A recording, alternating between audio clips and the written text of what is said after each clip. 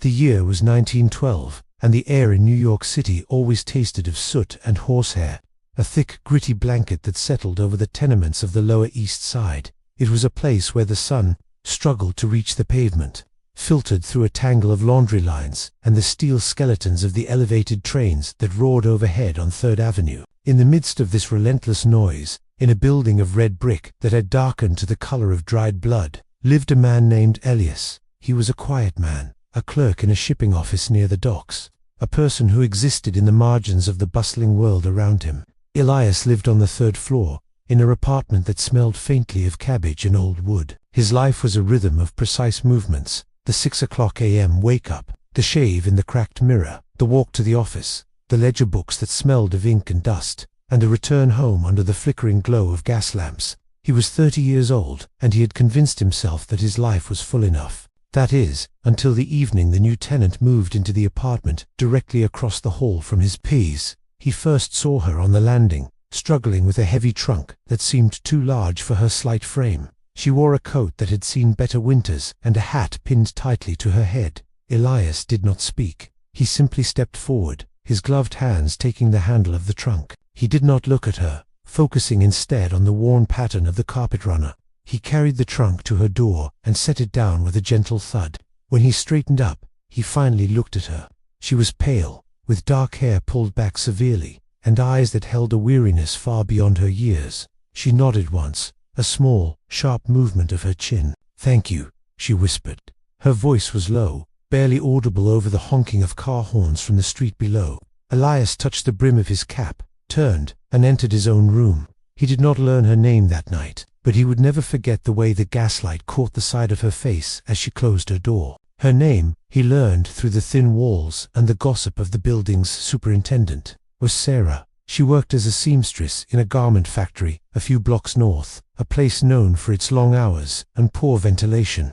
From then on, their lives intertwined in the silent, choreographed dance of neighbors. They shared the narrow staircase that spiraled up the center of the building, a dimly lit corridor of peeling wallpaper and varnished wood. They never spoke more than a few words to each other, yet a profound understanding grew between them, built entirely on routine and observation. Elias would hear her door open at 6:15 in the morning. He would wait exactly 2 minutes before opening his own, timing his descent so they would meet on the 2nd floor landing. It was not a calculated ambush. It was a silent agreement to share a brief moment of existence before facing the city. On the stairs, they would pass each other. The space was narrow, requiring one to press against the wall to let the other pass. Elias always pressed against the wall, bowing his head slightly as she brushed past him. He could smell the scent of soap and stale fabric, the unique smell of her labor. He never looked directly into her eyes, afraid of what he might find or what he might reveal.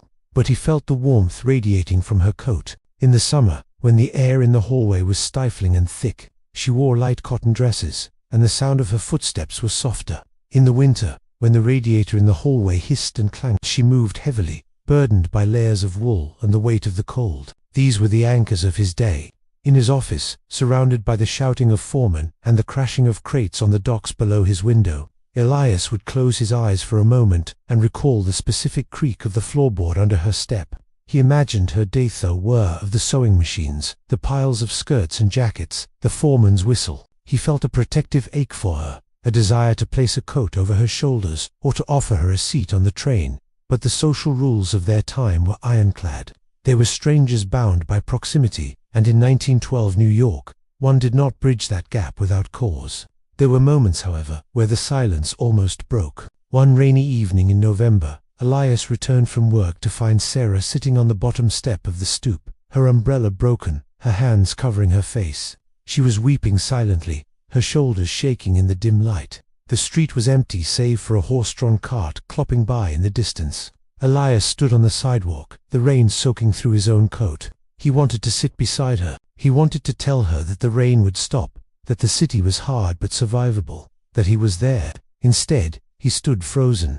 After a long minute, he walked up the steps, pausing just beside her. He did not touch her. He simply reached into his pocket, pulled out a clean white handkerchief, and laid it on the step next to her shoe. Then he walked inside and climbed the stairs to his room. He listened at his door. He heard her come in a few minutes later, the rustle of her wet clothes. He heard the door close across the hall. The next morning, the handkerchief was gone. Washed and pressed, pinned to the bulletin board in the hallway where notices of room for rent and lost dogs usually hung. She never mentioned it, and neither did he. But the space between them on the staircase felt different after that, warmer. Less like a void, and more like a bridge. They were both slowly building, plank by plank, without ever speaking a word. Years passed in this manner.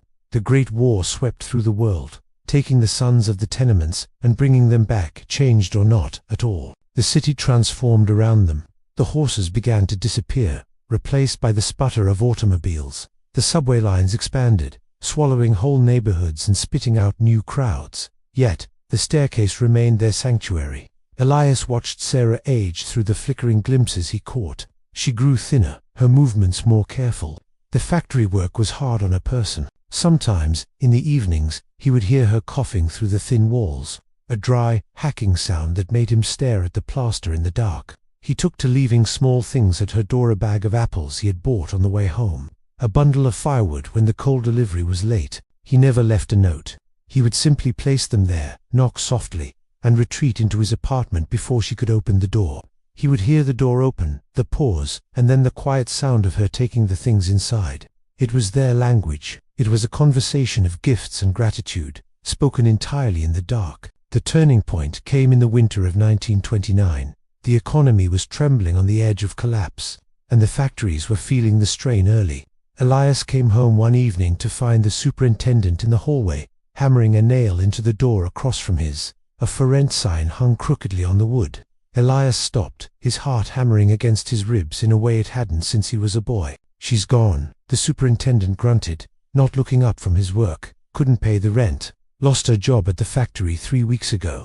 Moved to a cousin's place in Brooklyn, I think, or maybe New Jersey." Didn't say. Elias stood there for a long time. He looked at the door, realizing he would never see the key turn in the lock again. He would never hear the creak of her floorboard at 6:15 a.m. The silence of the hallway, which had once been a canvas for their silent exchange, suddenly felt terrifyingly empty. He asked the superintendent for a forwarding address, but the man just shook his head. "Didn't leave one.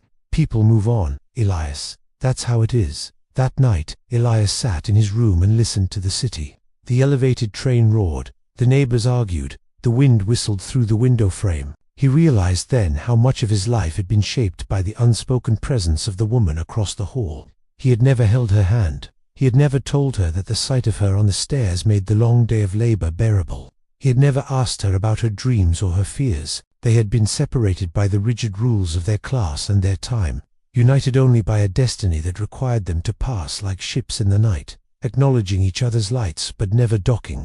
But as the years turned into decades, Elias understood that this did not make their connection less real. He moved out of the tenement eventually, following his work uptown as the city skyline rose higher and higher, piercing the clouds with monuments of steel and glass. He lived through the Depression, watching bread lines snake around the blocks, always thinking of Sarah and hoping she had a warm place to sleep. He lived through the Second World War, listening to the radio broadcasts in a small, lonely apartment. He never married. It wasn't a conscious decision, but rather a lack of desire to replace the memory of what he had. He had experienced a kind of love that required no possession, no vows, no dramatic declarations. It was a love that existed in the spaces between breaths, in the pause on a staircase, in the exchange of a clean handkerchief. The story ends, or perhaps simply pauses, on a crisp autumn afternoon in the late 1950s. Elias is an old man now, his hair white, his gait slower. He lives in a quieter part of the city, but he returns to the Lower East Side occasionally, drawn by the ghost of the life he once led. He stands on the corner of the street where the old tenement used to be. The building is gone now, replaced by a towering complex of brick and glass.